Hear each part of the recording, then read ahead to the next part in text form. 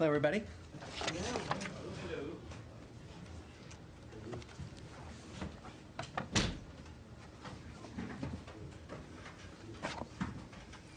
Look at the sound. All right, my name is Tommy Pigott. I'm the Principal Deputy Spokesperson here at the State Department, and today for Spokesperson Tammy Bruce. To begin, I just have a few comments up top, and then I'll be happy to take some questions. So, this week, the United States demonstrated, once again, that American leadership matters. Driven by the clear vision of President Trump and Secretary Rubio, the United States is standing firm on the world stage and delivering real results for the American people. The United States vetoed a counterproductive United Nations Security Council resolution that targeted Israel and failed to condemn Hamas. The resolution created a false equivalency between a sovereign nation and a terrorist group and would have undermined meaningful diplomatic efforts to reach a ceasefire. As President Trump has made clear, we will not support any resolution that fails to demand Hamas disarm, leave Gaza, and release all hostages, including the remains of 2 murdered Americans. The United States will continue supporting the delivery of aid to the people of Gaza and will work to ensure that Hamas and other terrorist organizations cannot continue to exist.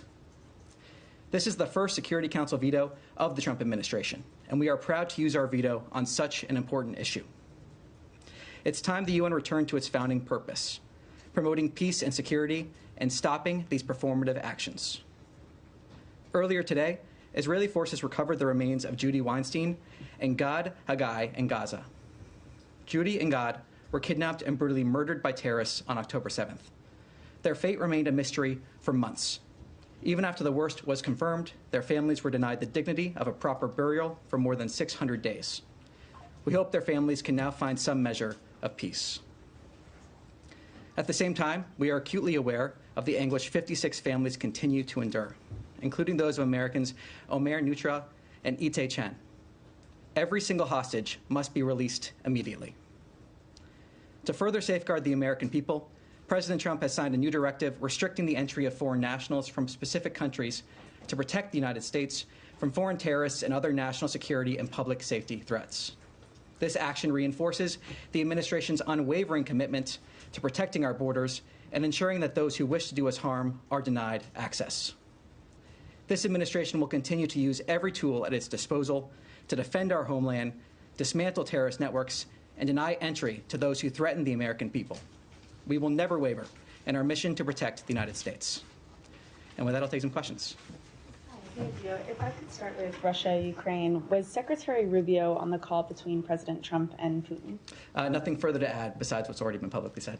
Okay, and then President Trump said today that Putin told him he had no choice but to attack Ukraine following Kyiv's latest attacks. Trump said he told Putin not to do it. Has the U.S. communicated to Russia any red lines that it does not want to see crossed? Look, what's been clear from the very beginning, and President Trump has made this clear, is that he wants to see de-escalation. He wants to see direct dialogue. He wants to see peace. That has been his driving motivation on this from the beginning, to end the carnage and the bloodshed. As you said, the president spoke to this. Nothing further to add to his comments, but his motivation here has been very clear from the beginning, to get to that direct dialogue and stop this bloodshed. Would the U.S. take any punitive actions, such as imposing sanctions, if Russia attacks? I'm not going to speculate or get ahead of the president on that, but what I can say, again, is that the president has been very clear. He wants to see this conflict come to an end. Yes? Thank you very much, Tommy. Can you explain the apparent conflict between the State Department's position regarding Afghanistan, the safety, relative safety, and security of the Taliban government, regarding the decision made on withdrawing temporary protective status for Afghans here in the U.S. as of July 12th, because it's safe enough, presumably, for them to go back, and the fact that the State Department has now decided that Afghanistan is not safe, so it is on the list of states for which immigration is banned. So we're talking about two dynamics here. When it comes to the specific of TPS, temporary being the operative word here, I refer you to DHS for more details, but it was always a temporary benefit, a temporary protection that's in the name itself. So we have that dynamic, and people that are here, people that were here on temporary protected status have had opportunities to apply for permanent residence here in the United States. So you have that dynamic of a temporary protected status that was temporary. versus the second dynamic of the ability to vet people entering this country, the ability to ensure people coming into this country on a visa are properly vetted. So without getting into specifics of individual countries, the White House has put out a fact sheet on this that I would refer you to for more specifics. But the idea of people coming into this country, the ability to properly vet is a separate dynamic. And we have to have confidence that we can vet people properly. And I think the American people would expect us to have that. So what we're looking at here is, can we vet people properly? Are there terrorist concerns? Do we see visa overstays in regards to some of these countries? Those are some of the driving purposes here. So we have those two separate dynamics when it comes to Afghanistan. Just to follow up, there are large numbers of American veterans, those who have fought in Afghanistan, and also including State Department personnel, and CIA personnel, others who have worked with the U.S. government, who feel very strongly that many Afghanistan refugees are at risk if they go back because of their connections to the United States in the past, in the present time, and that going back, particularly for women, is of high risk as well. And they are asking why it is not a different case, why Afghanistan is being treated this way after the Afghans worked so hard to try to help us during the war. Well, the temporary protected status is only one dynamic when it comes to the many different ways that people from Afghanistan have come to this country. And again, I'd refer you to DHS on the specifics of that TPS announcement. But I think those two separate dynamics are important, again, to stress. The temporary protected status, which is always meant as a temporary protection, versus the ability to vet people that are entering this country. And I think we have to have that realistic approach to say, are we able to vet people that are coming into this country? And the American people, I believe, want to see us be able to say that we can when we're looking at these visas. And this is part of a broader action, a broader emphasis from this administration with this action and other actions regarding visas to make sure we have that proper vetting in place. You don't think that we are violating a trust, a sacred trust, with many of these people who have put their lives on the line for the United States of America? Well, look, I think when it comes to this, again, the TPS is one dynamic of the many ways that people from Afghanistan have come to this country. Special immigrant visas, for example, exceptions related to that are in the proclamation itself when it comes to the proclamation we saw yesterday.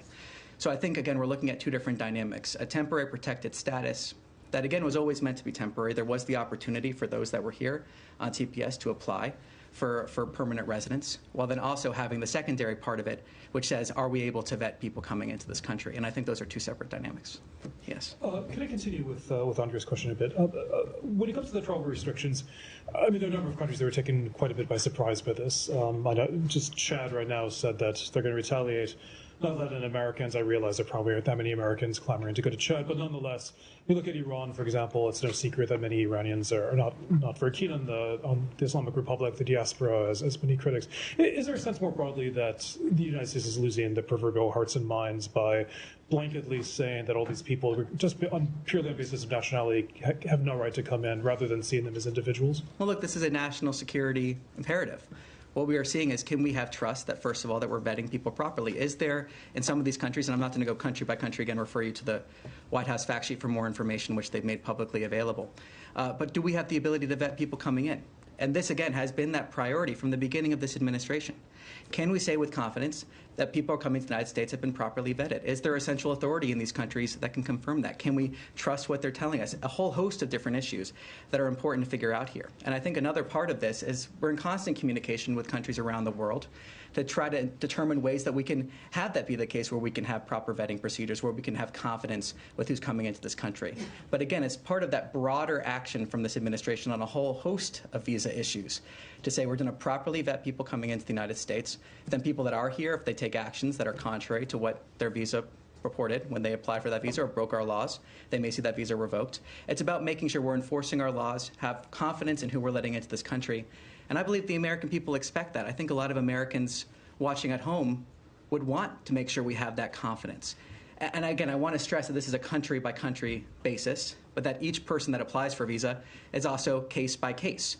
So we have that country-by-country basis. We have those concerns, but then there's also exceptions that are listed in the proclamation, and each visa determination is a case-by-case determination. Just a couple things on that. Of course, the past the previous administration, there wasn't, this took place something somewhat similar in the first Trump administration, and the previous administration didn't have these blanket bans. I mean, was there a sense that there was a problem that you said that, that there's a problem with screening? Were those problems existing? Obviously, there's the attack in Boulder, but the assailant in that case is from Egypt, which wouldn't be applicable in this case. Well, as the president said in his video announcing this proclamation, there was a discussion going on within the government to try to determine the proper course of action here, and looking at these countries, a country-by-country basis, again, looking at different concerns. Visa overstays. Do we have the ability to properly vet it? Are there other security concerns? That was a country-by-country basis. Those determinations were made. We saw the proclamation. We also saw the president in his proclamation outline the idea of further analysis of these within 90 days, for example, then 180 80 days thereafter. So I would refer you to the proclamation for more details exactly how that would go forward. But ultimately, what we're talking about here is a national security imperative, and I believe Americans watching at home would want us to have confidence that when we're issuing visas, we can say they've been properly vetted. Do we have that ability? And this is part of that broader effort from this administration to make sure that we're properly vetting people that come into the United States. Okay, just one more. The World Cup, of course, is coming up, and then the Olympics after that. The United States said to FIFA that basically, that obviously people will be welcome here. The secretary himself said that the U.S. will be welcoming in soccer fans to come see the World Cup games that are here. Iran is among the countries that has qualified. Will there be special consideration there, soccer fans coming in for FIFA? Well, there's in the proclamation itself, there are exceptions that were listed regarding coaches and players and the like that I would refer you to the proclamation for. Well, I think both people that are coming and Americans would hope that we can have confidence that when people come to the United States, when they come, that they are properly vetted. I think this goes to the exact same consideration. I think this is part of what it means to host an event of this magnitude, to make sure that we can have that confidence. And again, we're in constant communication with countries about ways that we can see the vetting process we need to see, have that collaboration, make sure that we're having those security concerns addressed. So this is part of what it means to host an event. And I believe people coming from all around the world, Americans going to these events, would want to see actions like this. We take security concerns extremely seriously. We want people to be able to go to the World Cup and do so safely. Tommy, sorry, can I just, if there was a 2-minute warning, I missed it. Oh, no worries. It's all right. There was, though I heard it may have gotten lost in the ether. Okay. All right. This is just, in your first response to Sean, you talked about some of these countries lacking a central authority to vet. You're saying that you want other countries to vet people for U.S. visas? No, this is just a concern we have. Can we ensure that people coming from these countries are properly vetted? What does the central authority in a foreign country have to do with your vetting process, which is done entirely by the U.S. government? Well, there's whole ideas of documents provided by people applying for a visa. There's this whole idea of people providing passports or other types of documents in order to be vetted. So you're saying that these countries don't have you have no way. You have no trust in the viability or the authenticity of. Well, what I can say is that there's security concerns of our ability to properly vet people coming for a visa. That's what I can say. Okay, and then will anybody who currently has a visa have it revoked under this proclamation? Well, this proclamation is about entry, so that's what this proclamation is focused on. I thought it was about visas. Well, it's about entries in terms of visas. Yeah. So I mean, if you're well aware, just having a visa doesn't mean you get into the country. Yeah, no. You're saying people here, correct? If I understood your question correctly. No, I'm saying people either here or who happen to be in, I don't know, Australia or something, but they have a visa and they are from one of these countries. Will their visas be revoked? Will anyone? Well, I'm not going to get into hypotheticals at this point in terms of that. What I can say again is that this proclamation is about a national security imperative, and visa determinations are a case-by-case determination. So we see that constantly when it comes to visas. What we're saying here on a country-by-country basis is that we have concerns about visa overstays. We have concerns about countries accepting nationals that have overstayed their visa. The bottom line is that you do not know if anyone who currently has a visa, who is either in the United States or outside of the United States, but holds a passport from one of these countries, will have their visa revoked. Well, I'm not going to speculate on a specific hypothetical. I'm not asking you to speculate on anything specific. I'm asking, if you don't know the answer, then it is clear that no, this wasn't really thought through that well. No, I think it was thought through. What we're seeing here is concerns about certain securities from. So what happens? So what happens? Again, it's a case-by-case basis. You're asking me a hypothetical situation. It's a case-by-case basis. What are the instructions that have been sent out to embassies and how to deal with it? Well, I'm not going to talk about our internal communications. This is ultimately, fundamentally, a national security concern. Visa determinations are made on a case-by-case basis. No one's arguing with that. I've addressed that. I think we're gonna, yes. I have one more Yes. about China, though. Yeah, green jacket. Oh, thank you. Thank you. Yes. Thank you so much. Although there are a lot of questions and explanations, I believe there are still some doubts among citizens from the 7 countries that are with restrictions on this travel ban. So in a general matter, if you could explain what those restrictions means for those citizens. Sorry, one more time. I On lost the you right travel there. ban for the countries that are in the list with a partial restriction, the 7 countries, including Cuba and Venezuela, for example, I believe many citizens that are still doubts what means this restriction. So what does mean? Yeah, when it comes to those, the White House has put out a fact sheet talking about those countries, the partial restrictions. I would refer you to that fact sheet for more information. It's available on their website From the there. perspective from the State Department, what does mean from those who are not here and for those who are here in the country and might want to leave and then come back? Well, again, it's a case-by-case basis, and we have concerns that we want to see addressed, and that's what this is part of addressing. Thank you. Yes. Thank you. Thank you, Tammy. I have 2 questions. First question, Sergei Shoigu, head of Russian State Security Council, and Kim Jong-un, North Korean leader, met in Pyongyang today and agreed that the North Korean troops will remain in Russia even after the war between Russia and Ukraine ends. What is the United States' view on this, and what is your position? Well, we've talked about many times in terms of from this podium, North Korea and Russia. I'll repeat what we have said there before, is that third countries like North Korea that have perpetrated the Russia-Ukraine war bear responsibility. We continue to be concerned about North Korea's direct involvement in the war, North Korea's military deployment to Russia, and any support provided by the Russian Federation to the DPRK in return must end. One more kick. Regarding the U.S. response to the South Korean presidential elections, the White House said that the U.S. remains concerned about and opposes China's interference and influence in democratic countries around the world. And China wants that the United States should stop its actions to show discord in South Korea between China and South Korea relations. Can this be seen as a U.S. concern that the elected South Korean president is more pro-China than pro-United States? Look, what I can say is that we congratulate President Lee on his election as the President of the Republic of Korea. And on more details, I'll take that question back to see if we can get you an answer on that. Yes, sir. Yes. Thank Yes. Mhm. thank Yes. you. Yeah, thank you, Tommy. Change topic. Okay. I'm going to talk about the West Bank. Today marks the 58th anniversary of the occupation of the West Bank and East Jerusalem. And is the West Bank on your radar? Because there has been a spike, a huge spike, as a matter of fact, in settler violence against the Palestinians, and Israeli army violence against Palestinian villages and so on. They're being locked at night. They're not allowed into their farms or to tend their animals and so on, or even go to school and all these things. My question to you, is there someone or an office within the embassy in Jerusalem or anywhere or in this building that follows up on what happened in the West Bank, and what measures are you taking? Well, look, what I can say, as we've said here before, is that certain functions have been put underneath the embassy in Jerusalem under Ambassador Huckabee. That's the most I can say on that here. Okay, so where do Palestinians go if they have a grievance that they can raise with the Americans? You know, some Palestinians have U.S. citizen and so on. Do they go to a certain office, say, you know, there's been an attack on my land, there's been an attack on my kids, whatever? Do they go to a place where these grievances can be aired and expressed? Well, I don't necessarily want to give a hypothetical depending on the exact circumstances you may be raising. But again, there have been functions that have been consolidated underneath the embassy in Jerusalem under Ambassador Huckabee, and I have to leave it at that. Thank you. Yes.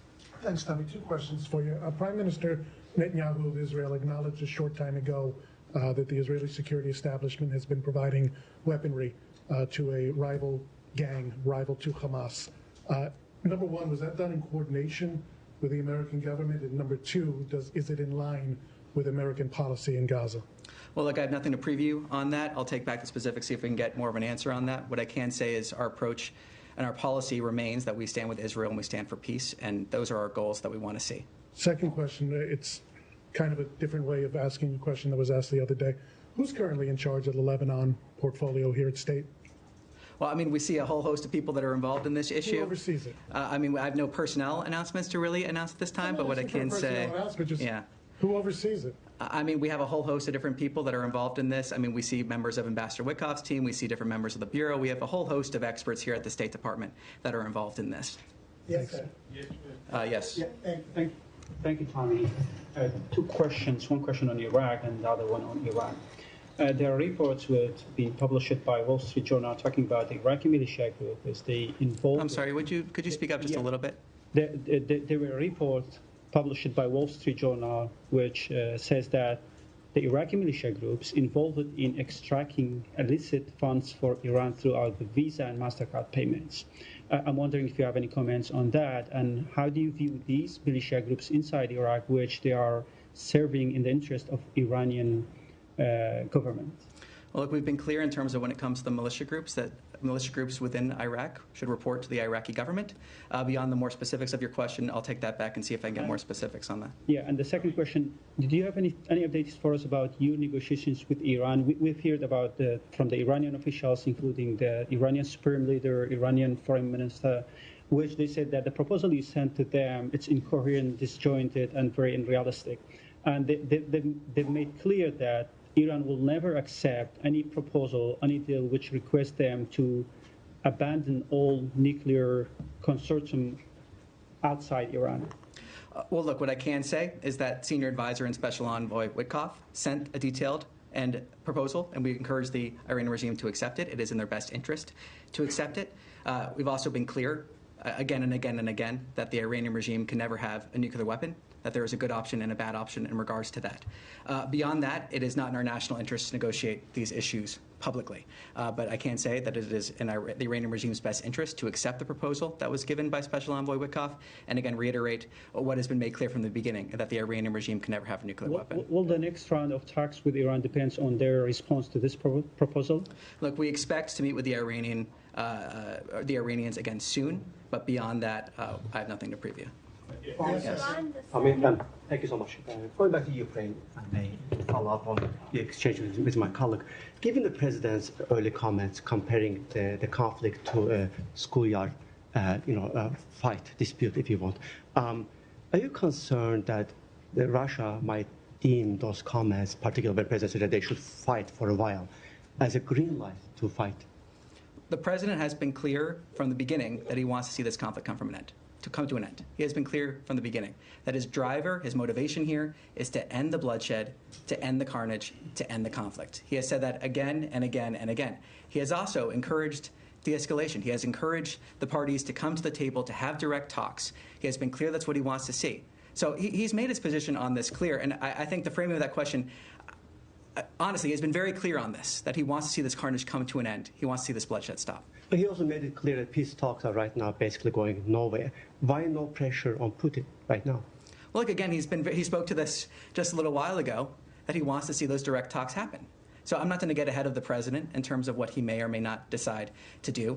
But what the president is able to do, and it's a credit to his leadership, that we've seen the progress towards peace that we have seen the parties engage in some sort of effort to try to get to that ceasefire. That's the goal. That's what the president wants to see. That's his driving motivation. And as he just said a little while ago, that remains his motivation here. Thank you. I have one more question, if I may, different topic. USA, GM, VOA reporters, journalists, colleagues, they've been in town, they were working for the U.S. government, and some of them are from dangerous countries. Now 50 of them, 50, are about to lose their J-1 visas. Does the State Department have any plan to protect them? Well, look, I'm not going to comment on specific cases like that. As Spokesperson Bruce has often said from the podium here, there are, though, many different ways that people can enter this country in terms of visas and the like, but I'm not going to comment on specific cases. I'm talking about Yes. Yes, sir. Yeah. Back to Russia and Iran. President Putin has expressed willingness to help the U.S. in talks with Iran. Question is whether President Trump has asked Mr. Putin specifically to help with this, or is it an offer by the Russians? And at this point, why would Russia want to help? Well, look, I have nothing to preview beyond what the president said in his truth just a little while ago, or yesterday, whenever that truth came out. Yes. Can I follow on the topic of Russia? And I'm sorry if you addressed it in the 2 minutes that I also missed at the top. Was the Secretary able to join for the Putin call or the call today with President Xi? Well, look, nothing again to offer beyond what the President has already described on these calls. Okay, on the Putin call, the Secretary was meeting at the White House as National Security Advisor in one of his capacities with a senior Ukrainian delegation. Do you know if they were provided either a heads up that the call with Putin was going to happen or a readout after it did? Well, look, I'm not going to get into those private diplomatic conversations. Nothing to add beyond what was already stated publicly. Okay. Last, without getting into the details that may have been provided, is the Secretary or this department aware of what the Russian response might be in terms of timing or nature? I'm not going to get into that from here. I mean, the President has already put out his truth to this nature. The President's been clear he wants to see de-escalation. He's also been clear he wants to see the parties come to the table to have direct negotiations. But assuming the response happens, is the U.S. expecting something of a heads up beyond what Mr. Putin told Mr. Trump? Again, I'm not going to speculate on this. Thank you. Yes. Thank you, Tommy. U.S. administration and the State Department established a strong communication line with the transitional government in Syria, and the President Trump's envoy for Syrian affairs and the Turkish ambassador for the U.S. in Ankara is visiting Israel right now. And during this visit, Israel just started to target some places inside Syria, which stopped before with the intervention of Mr. Trump, convincing the Israelis that after these communications started with the transitional government. How do you see the targetings of the Israeli Air Force towards targets inside Syria at the time that the ambassador is visiting Israel? Well, look, what I can say is that the United States continues to support efforts that will bring lasting stability and peace between Israel and Syria. A stable and peaceful Syria is in everyone's security interests. And that's what I have to say in terms of that question there. All right, thank you. Can we get one more? On Bangladesh, can I ask you one question?